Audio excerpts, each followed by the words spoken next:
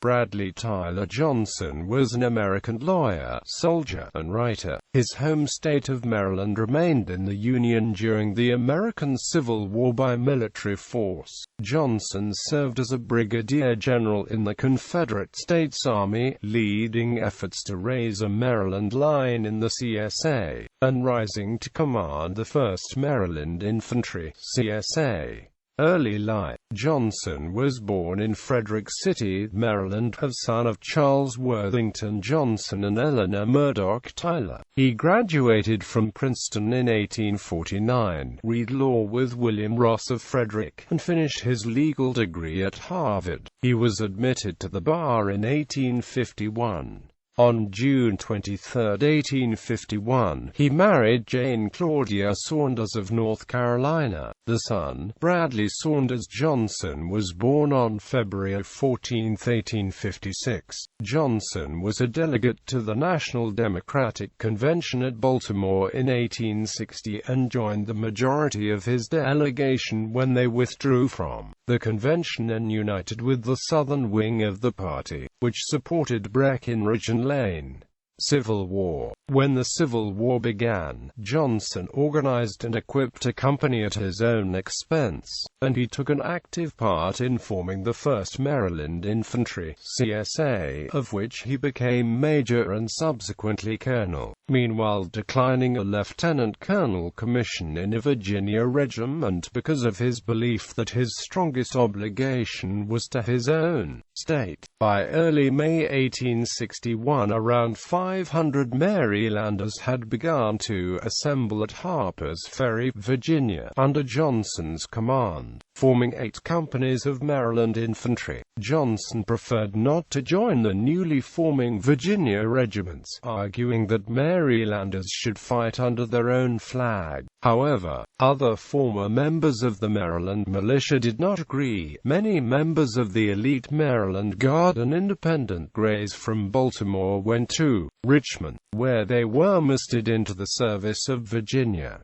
Mutiny and the Battle of Front Royal. On May 17, 1862, the initial 12-month term of duty of C Company, 1st Maryland Regiment, expired, and the men began to clamor for their immediate discharge. By this time the regimental commander George H. Stewart had been promoted brigadier general, assigned with the task of forming the Maryland line, and Johnson had been promoted to colonel and succeeded to command of the regiment. Johnson reluctantly agreed with the men, but he could not disband the entire regiment in mid-campaign, and discontent began to spread. By May 22, on the eve of the Battle of Front Royal, discontent became open mutiny. Stewart and Johnson argued with the men to no avail. The news of the rebellion was kept secret from General Jackson. When given orders to engage the enemy, Johnson addressed his soldiers, "You have heard the order, and I must confess are in a pretty condition to obey it. I will have to return it with the endorsement upon the back that the 1st Maryland refuses to meet the enemy, despite being given orders by General Jackson. Before this day I was proud to call myself a Marylander, but now, God knows, I would rather be known as anything else.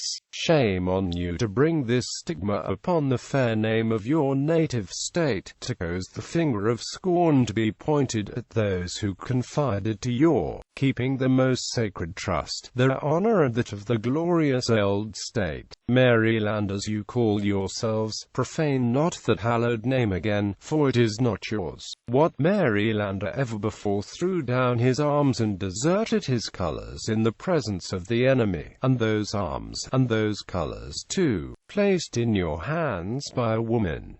Never before has one single blot defaced her honored history. Could it be possible to conceive a crime more atrocious, or an outrage more damnable?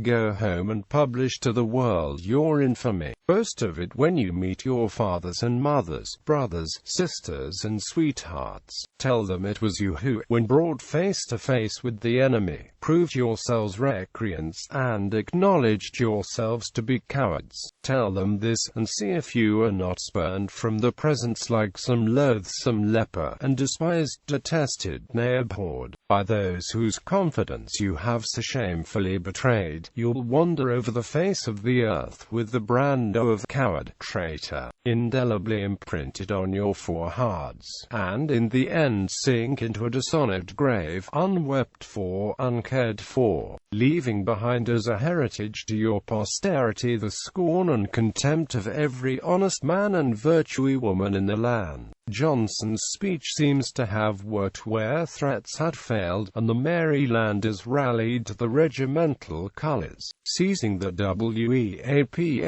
and crying, "Lead us to the enemy, and we will prove to you that we are not cowards." At the Battle of Front Royal, May 23, 1862, the 1st Maryland was forced into battle with the fellow Marylanders. The 1st Regiment Maryland Volunteer Infantry, commanded by Colonel Kenly. This is the only time in United States military history that two regiments of the same numerical designation and from the same state have engaged each other in battle. Battle of Winchester. Just 2 days later, on May 25, 1862, the 1st Maryland fought again at the First Battle of Winchester and at the Battle of Cross Keys on June 8, where the 1st Maryland were placed on General Ewell's left, successfully fighting off 3 assaults by Federal troops. After the Confederate victory at the First Battle of Winchester, Johnson, who was described by J. Goldsborough as one of the handsomest men in the 1st Maryland, was the recipient of some not entirely welcome female attention. According to Goldsborough, having dismounted from his horse in an unguarded moment, was espied and singled out by an old lady of Amazonian proportions, just from the washtub, who, wiping her hands and mouth on her apron as she approached, seized him around the neck with the hug of a Bruin, and bestowed upon him half a dozen kisses that were heard by nearly every man in the command. And when at length she relaxed her hold, the colonel looked as if he had just come out of a bar. Peninsular Campaign. Johnson saw service in the 7 Days Battles in 1862, part of the Peninsular Campaign, a series of 6 major battles over the 7 days from June 25 to July 1, 1862, near Richmond, Virginia, in which Confederate General Robert E. Lee drove the invading Union Army of the Potomac, commanded by Gen. George B. McClellan, away from Richmond and into a retreat down the Virginia Peninsula. Johnson was advanced to the rank of Brigadier General of Cavalry in 1864. As commander of the post at Salisbury, N.C., he used his influence to lessen the suffering among the prisoners of war and finally obtained the parole. Post-bellum career. After the war, Johnson practiced law in Richmond until 1879, when he moved to Baltimore. After the death of his wife, he moved to Amelia, Virginia, where he died, but his remains were interred back in Baltimore in Loudon Park Cemetery. Selected works.